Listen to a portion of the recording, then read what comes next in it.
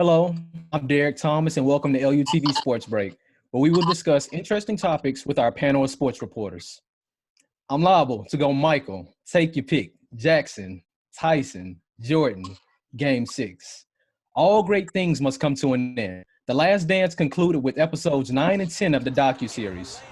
The Chicago Bulls got a taste of Miller's time, and a bad taste in Michael Jordan's mouth led to an iconic game in Salt Lake City. Plus the 6 championship rings won by arguably the best team in NBA history. Panel, what are your final thoughts on The Last Dance? I think altogether it was such a great documentary. It's going to be like hard to compare when LeBron and like Kobe and all of them once their documentaries come out. Uh, Everybody's been waiting for Game 6. I mean, it was such a impactful moment in Michael's career. It was at the time the last shot, the last game he was ever going to play in. So it was really such a big deal. Especially it was the end of an era for the Bulls. Yes, I definitely agree. I just feel like I got this satisfaction of watching who Jordan really was, his teammates. I think it was very well rounded from the first episode to the last episode. The Game 6 is one I've been wanting to see for the longest. Him wearing the last shots at Jordan 14s. Like, those are one of my favorite pair of shoes. Just all the things he integrated and everything just to bring it to what it is right now. And I think the last two are great. I think it's pretty funny that he felt that in the beginning of this that he was going to be vilified and people would dislike him. But I truly felt that we got an inside look of Michael Jordan, a person. We all kind of knew him as the athlete and we heard about the competitive spirit, but just seeing him in his human nature, interacting with his teammates, coaches, with fans, it was something real good to see. But one thing I wanted to address pretty early, like we said, it was the last dance. You guys feel about Michael saying that him and Scotty and those guys in field, they wanted to come back for the seventh ring for one more? Well, as a Spurs fan, I thought it would have been absolutely incredible to see a 99 Spurs versus all of them coming back for another year, especially under Phil Jackson. I think that would have been an incredible series because those were both very dominant teams. I hated that they didn't come back, but I felt like they all knew in their minds that they already pretty much all had their mind set up that was meant for them to not come back. It sucked. We don't know, like Jordan was saying, we never would know, and that's one of the things he still can't get over to this day, that he didn't get the chance to go back and win a 7 ring with those guys. But how everything went, they didn't want to come back. Even Phil was like, nah. And it kind of worked out for Phil very good. As we know, we went to another three-peat with the Lakers. So, I mean, things just happen. Everything happens for a reason. I hate that it didn't happen. But back to saying Jordan is a villain, I don't feel like he's a villain at all, especially being a sports guy, knowing what goes on in the practices and just whatnot. I mean, he did cuss at him a little too much maybe, but at the same time, it wasn't all really just so bad. I really wanted to talk about Michael's accountability because once I said he was the great competitor, and we love to talk about his teammates Scottie Pippen and Dennis Rodman. But how do you feel like the strain was on Michael to keep guys like that going? We saw at one point Scottie didn't even want to come off the bench because he wasn't getting the final shot, and Dennis Rodman disappeared for the second time. I mean, just imagine being a teammate of those guys, but still wanting to win championships and push everything through.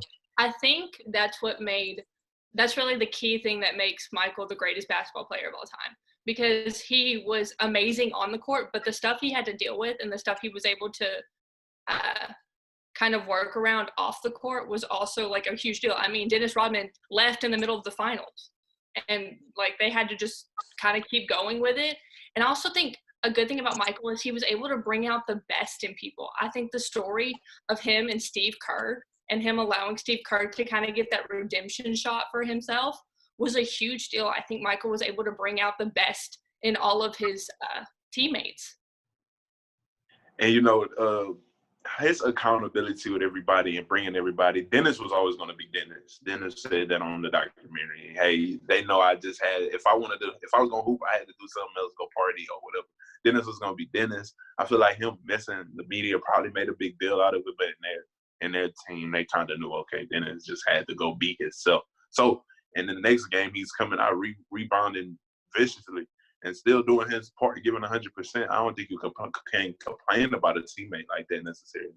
But Michael Jordan's accountability to his teammates is what I see what Tom Brady has done every year with the Patriots. Holds everybody accountable, no matter who you are or what. It's just, hey, next man up. No matter who you are, you're going to come out and you're going to participate in this team. Maybe that's Bill Belichick or whatever, Phil Jackson, those guys. But, I mean, I just think it's an extension of the coach on the court or on the field.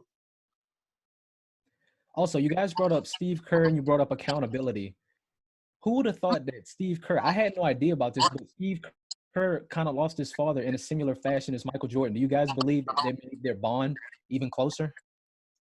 I actually, like you said, I had no idea that even happened to Steve Kerr's dad because you never really, I always knew about Steve Kerr and what he did with the Bulls and the Spurs and things like that, but I never really looked into his personal life. So to hear all that and to hear the similarities between him and Michael, I think it did bring them closer together. And like he said, it was hard for them to talk about their dads. But when things like Father's Day and those important moments come together, you can kind of rely on those other teammates who have kind of had that loss and endured all that pain that you have also endured. It's able to bring them together so they don't have to kind of suffer and endure that pain alone. Exactly. And with them two, Steve Kerr was one of those things. It was hard to even kind of watch. And that's why I say the documentary was good as well, because it didn't just really focus on who we all thought Michael Jordan pretty much. It kind of pieced everybody and let everyone know how everyone just really kind of molded together behind the scenes. So it's just hard even kind of thinking about it and processing what happened to his dad, even Michael Jordan's dad. It's just unfortunate. Yeah, I think that's what's really special about this documentary. It didn't focus on Michael. It focused on Michael and how the team came together as one and just the individuals themselves. I was actually just about to touch on that. We thought we were getting a docu-series specifically and only about Michael Jordan, but it gave us so many insights about players that we couldn't even imagine. We saw Reggie Miller get incorporated into this. And, you know, Reggie Miller was always thought of as the sharpshooter, and we see him with the choking gesture to Spike Lee. But I had no idea Reggie Miller had that type of fire in him to step to Michael and almost pretty much come to punches. That was kind of amazing to see. Yes, definitely interesting to see. Like you said, I always thought Reggie Miller was just a guy who just shot the ball. He was, but like, I forgot who exactly said it, but he was like, Reggie Miller had an intense, like a high confidence in himself. And if he got going, he was going. Like no one could stop him. I mean, really, like Reggie Miller was just, I just think highly of him. I want to kind of go watch his highlights and just kind of see what he did more. Because, I mean, I was really shocked. And it's crazy, you know, like they brought even his opponents, all opponents really necessarily. I got a chance to look at Reggie Miller more. And, like, that's just interesting. I think that's the only way you can play against Michael. You have to have that confidence and you have to have that drive to go up against one of the greatest basketball player of all time. I think that confidence really helped benefit Reggie Miller's game. And like they said, I mean, he was definitely someone to look out for. I mean, you're not going to just push him aside like a lot of other basketball players at the time. I never even knew that Larry Bird was coaching Indiana at that time. Yeah. Exactly. Interesting. It really captured how vicious like Michael was and how dangerous. The fact that Reggie made that shot towards the end, it did. Larry Bird had the most stale looking face. Like, I don't know if you thought they were still going to lose and the shot almost went in. But usually teams celebrate early. And I saw you made a tweet about that, Emily, saying you never want to celebrate too early. You just shouldn't do it. I've seen too many basketball games where you have like a second left on the clock and it comes down to one shot. And like they said, I mean, Michael Jordan's at the end of the other court. So, I mean, you have a team under Phil Jackson I mean, everybody knew the Bulls were a dominant team, so you're never going to want to leave time on the clock for them to do something because they're always going to produce. Just interesting enough, like I said, it kind of reminds me. This whole documentary kind of reminds me how Tom Brady is a little bit. I can't wait to see his documentary in about 20 years or whatever. Too fortunate he left the Patriots, but yeah. On a final note, we have to talk about it. The pizza. What's up with the pizza in Utah? I mean, we found out it was food poisoning. How do you guys? Do you think it was planned? Was it just a weird coincidence? And does it take anything away from the moment that it wasn't actually the flu? I definitely, I want to say it's food poisoning. Like 5 guys showing up to your door to deliver one pizza is kind of questionable in itself. I don't think I've ever, in my time of ordering pizza, which I've ordered pizza a ton of in my life, I've never had 5 people show up to my door. But I know somebody said, like, how are they supposed to know it's Michael Jordan's pizza? But like you can easily find those things out. I mean, they were at the same hotel. You knew it was going to the Chicago Bulls, and he was the only one to eat it, and he was the only one to get sick. I feel like if it was the flu, somebody else would have also gotten sick.